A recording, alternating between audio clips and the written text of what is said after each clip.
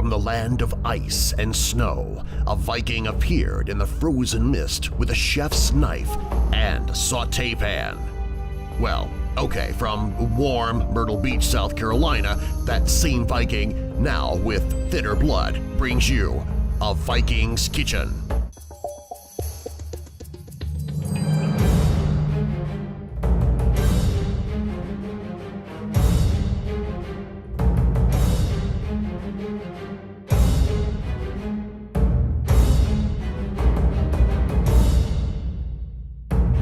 Mashed potatoes, simple goodness. Always start with good quality food. That's where a lot of people go wrong. They want to get out on the cheap. Sometimes that is okay, most of the time it's not. I'm gonna peel these.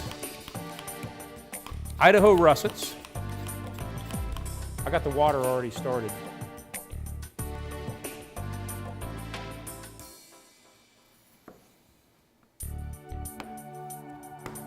So I'd go like that.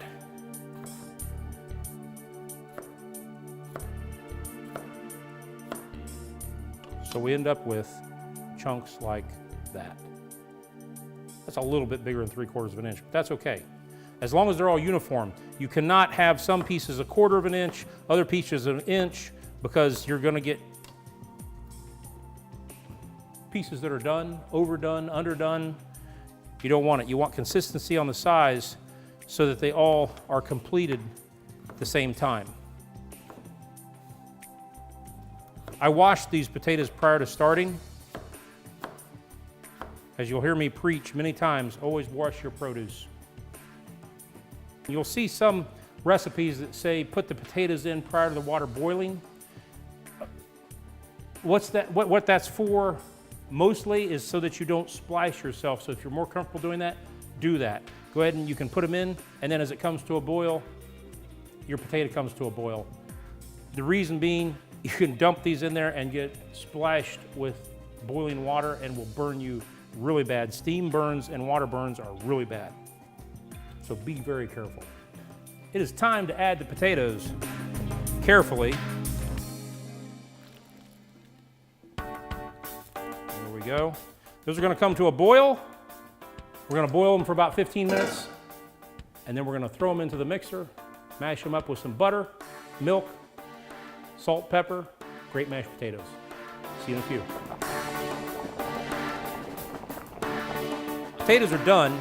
You can see they cut right through. See that? So we're gonna drain these. Always have cold water running when you drain something like this into the sink, because PVC joints don't care for boiling water. So remember that when you're pouring it down the sink.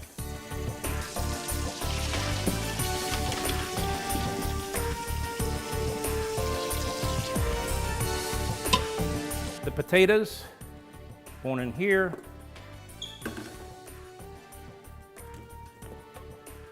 Nice.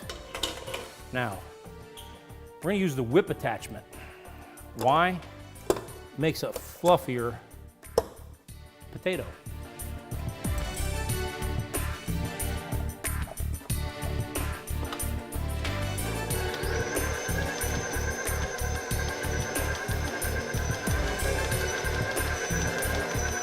We're gonna add the butter.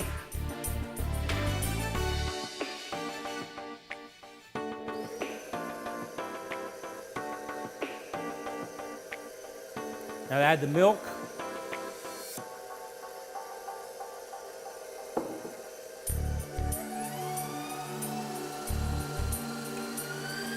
Now we're going to add the salt and pepper.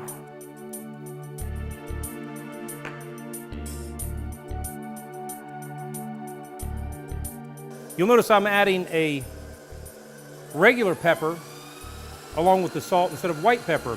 I like to see the pepper in mashed potatoes. Maybe you do, maybe you don't if you don't use white pepper, but you do get a different flavor.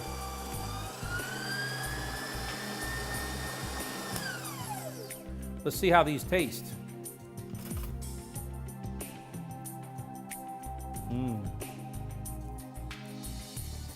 Wow, what a comfort food, mashed potatoes. They're easy to make. Don't make them from a box mix. don't buy them pre-done. Make them for real. They're not that hard. It doesn't take that much time. And what's going into your body is so much better. Mashed potatoes. You know how to make them from scratch now. Make them from scratch, make them real, and make them your own. We'll see you around. Mashed potatoes and gravy, how can you go wrong?